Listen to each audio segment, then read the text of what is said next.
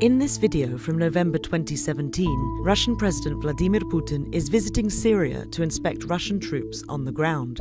As Syrian President Bashar al-Assad rushes to catch up with him, Assad is held back so that Putin can walk on alone. To many, this moment sent a clear message that Russia was in charge in Syria's civil war. In 2015, Russia waded into Syria's brutal conflict and single-handedly turned the tide in Assad's favor. Since then, Russia has been present at almost every important juncture in the war, from distributing aid to residents to bombing areas held by militants. But Russia's interest in Syria extends beyond its backing of Assad. Its interest is also deeply rooted in Russia's efforts to redevelop the Orthodox Church, a key unifier at home and central to Putin's grip on power.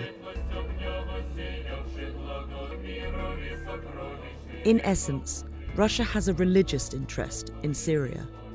To understand, we have to go back when Assad's father, Hafez al-Assad, was president. In 1957, the elder Assad trained in the Soviet Union, where he learned Russian and how to fly fighter jets. Until his death in 2000, he met with leaders in the Soviet Union and later in Russia. Russia didn't lose the Soviet-era ties after the collapse of the Soviet Union in 1991, but it certainly lost its clout. What we see now under Bashar al-Assad and Putin is a reinvention of that close relationship between the Syrians and the Soviets. On the global stage, Russia is aggressively pursuing its message that it is the savior of the Christian world. Assad, who belongs to a minority Muslim sect, seems to agree. Shortly after Russia entered the Syrian war, Assad said Putin was the only defender of Christian civilization one can rely on. The Christian Holy Lands, of course, include Syria. There are two cities in Syria significant to Russia's Christian history. First, Palmyra, a prominent city during the Roman Empire and home to some of Christianity's oldest churches. Catherine the Great, the influential 18th century Russian leader, often compared herself to Zenobia, the legendary 3rd century queen of Palmyra. She also compared her court in St. Petersburg, then the capital of Russia, to the court of Palmyra. Today, St. Petersburg is still widely known as the Palmyra of the North. A Russian orchestra performed in Palmyra in May 2016. Many saw it as effective propaganda, portraying Russia as a global arbiter of culture.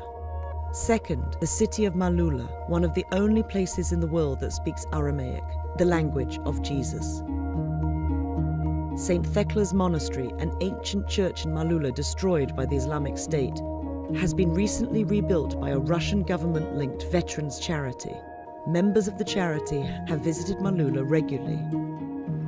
Victory in Syria is part of Russia's plan to be seen as a serious power broker all over the world. Syria is its entrance into the Middle East, but it's also a key part of Russia's rise and prominence.